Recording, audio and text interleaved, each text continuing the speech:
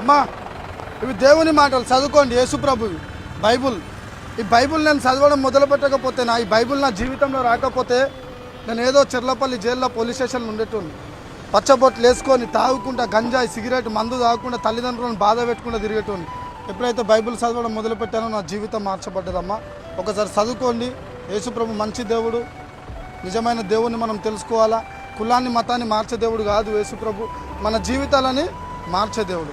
నా జీవితాన్ని మార్చిన దేవుడు మీ జీవితంలో కూడా అద్భుతం జరిగిస్తాడని ఒక చిన్న ఆశతో వచ్చిన నేను, అంతే.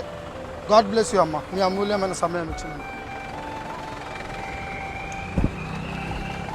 ఎంతోమంది తాగుబోతులు మార్చబడుతున్నారమ్మా. తల్లిదండ్రులను బాధ పెట్టేటోళ్ళు, భార్య పిల్లలను బాధ పెట్టేటోళ్ళు. నాది ఒకటే లక్ష్యము, నేను మంచోళ్ళకి చెప్పాను. ఎవరైతే వాళ్ళ జీవితాలు నాశనం చేసుకొని అందరికీ సువార్త చెప్పి అందరినీ మార్చాలని ఉంది, అంతే. నా దేవుణ్ణి నమ్ముకొని కాదు, తెలుసుకో అంతే. తెలుసుకో, నీకు నచ్చితే నమ్ము, లేదా వదిలేసేయి, దాంట్లో ఫోర్స్ ఏం లేదు కదమ్మా. గాడ్ బ్లెస్ యూ అమ్మా.